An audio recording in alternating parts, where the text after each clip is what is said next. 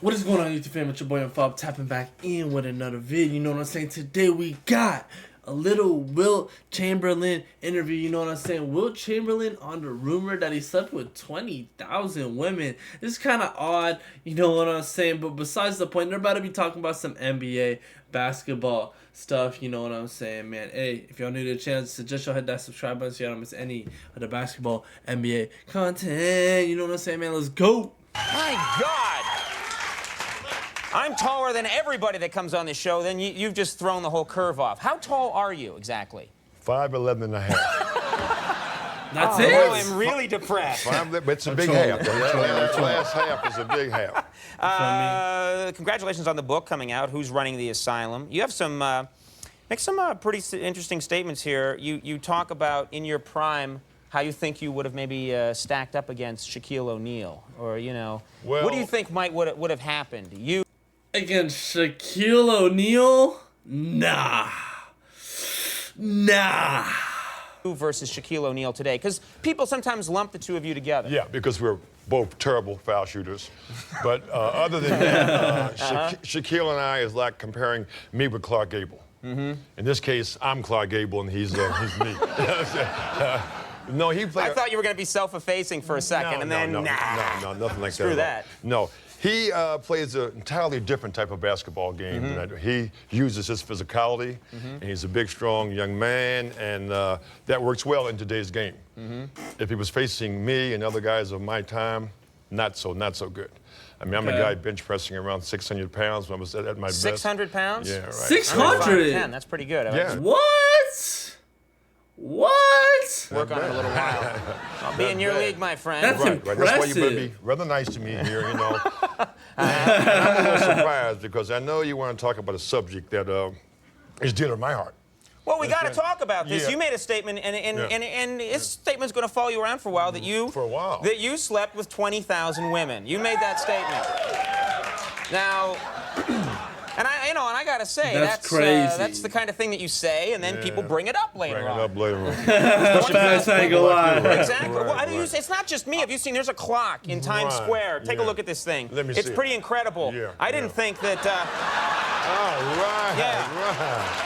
Okay. Clock in Times Square with I'm that. curious. In the 90s. I'm curious. I want to know about my family share. That's the part I'm curious about. Well, first of all, it was encounters. But, you know, I thought maybe one of the reasons you invited me on the show was to give me an award from the Board of Education.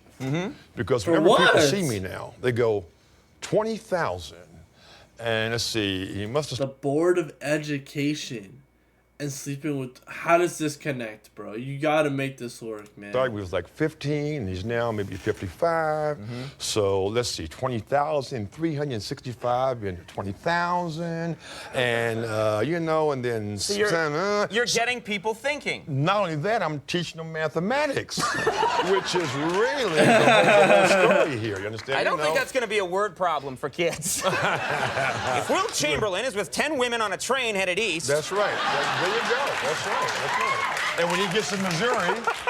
God. Right. All right, but on the serious side of that, though, you know, just so women don't think me of being really whatever, the number was to make a statement about something, and it was not ever to sort of like belittle the ladies that I've known and make them just another number.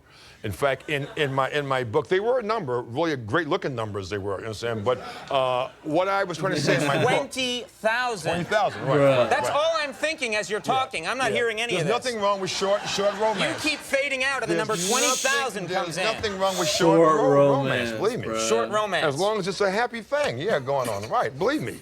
But the idea was to say that, you know, sex really rules the world.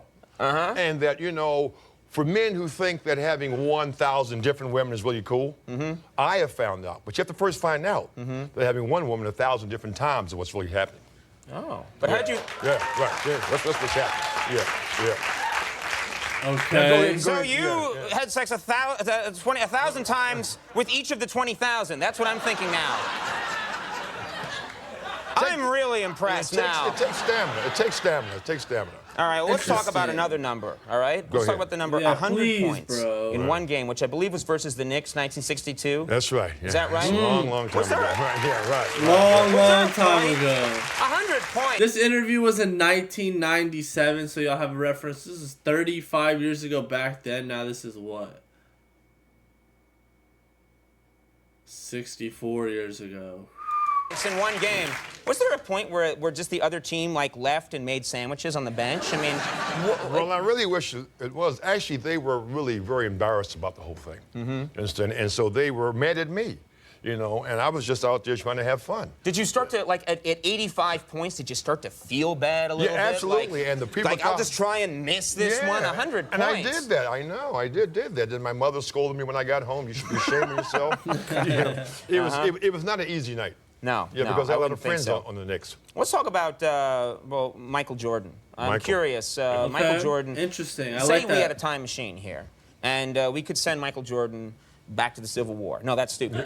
What if, it's too far, that's yo. just my Too own far. fantasy, you know? Right, okay. What if we could send Michael Jordan back to playing basketball with you in your prime? All right? How do you think he would do in those days? Well, first of all, I'm glad you said with me, you know, and not again me. Michael Jordan is one of those rare specimens that could have played at any particular time, and is a gifted athlete who is using those gifts in basketball incredibly so. Hey. He has been the liaison between something that's not so good and making it great for all the rest. I think that almost every man in the NBA should give him 10% of their checks.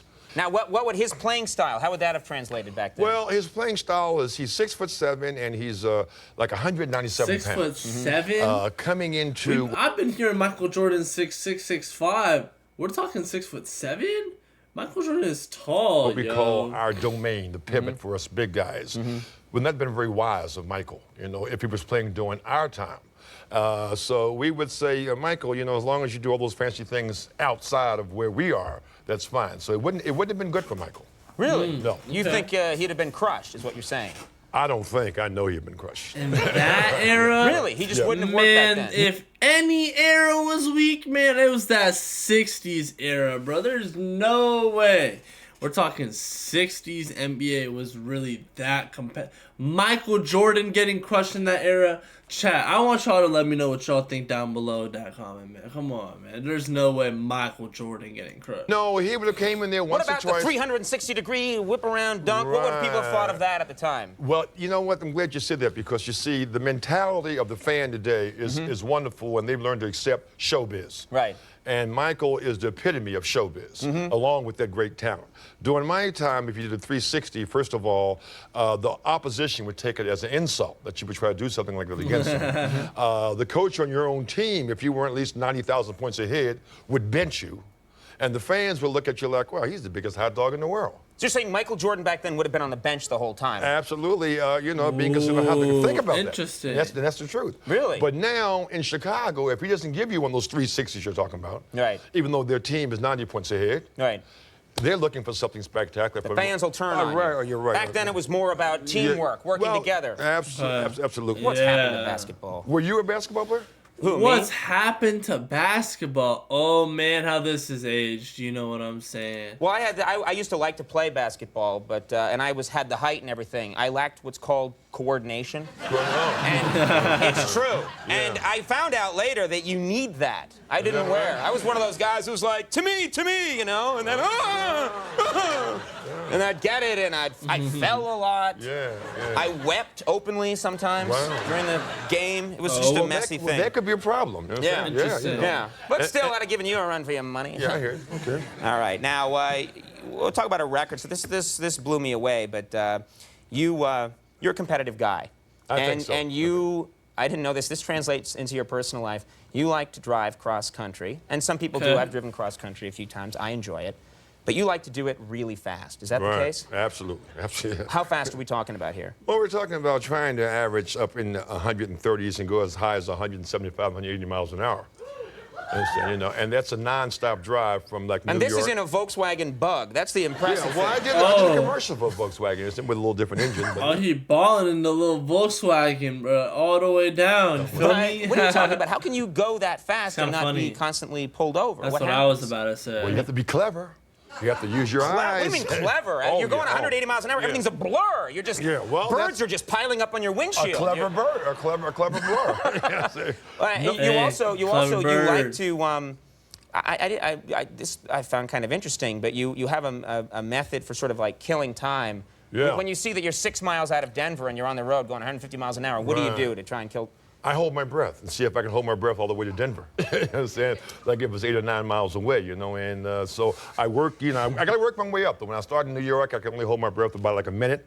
And by the time I'm halfway across the country, I can get up to almost 5.5 minutes. You know, and holding my breath. Holding your breath. What I would love to see, I would love to be see the policeman who pulls you over. Right. Going 125 miles an hour, Right. pulls you over, walks up, Yeah. looks into the windshield. It's Wilt Chamberlain there, and he goes, No, I would, you know, like. and then passes out. So that's just to amuse yourself. Well, yeah, it is, and I sure wouldn't advise anyone to do it because it's one of the dumbest things that one could possibly do. Thanks for adding that. They don't like people out there holding their breath to the point of passing out while they're driving a car 125 miles an hour. And you definitely can pass out. You understand? You like to water ski at great speeds. Yeah, I tried to put the Water quarter-mile water ski speed This is record so at 126 random. miles an hour it was. Chat, I picked this interview off a random clip that I found off of the last video I reacted to, you know what I'm saying, that 2-part series of how good are the Showtime Lakers actually, you know what I'm saying. This is very funny and interesting. You know, and You can't water ski 125 miles an hour. well, I you can, can't. and I did. You gotta have big feet, man. You understand? You know, it helps out. You Like- didn't use skis? Well, no, I use skis. In fact, I don't even have You big did feet. 125 miles. I would just love to see the old fisherman now sitting on the dock and. Yeah, right. That's exactly right. I think that was Wilt Chamberlain Wow. going by. Incredible. We used to ski on the Sacramento River in California, and there was a highway right by the river. And the cars would be going 70, 80 miles an hour, and we would just run on past the cars. You know, and then we would slow up and see their expressions on their face because they couldn't believe it either. Okay, well, there's that and plenty more in this book, Who's Running the Asylum, The Insane World of Sports Today. And it was great to meet you, finally. Well, Very nice to have you on the program. Can you come back sometime? I'm going to tell you something. I enjoy your program. I really watch it. So I want to say it to you. You are funny. You understand? You are funny. You really are. It's nice of you to say.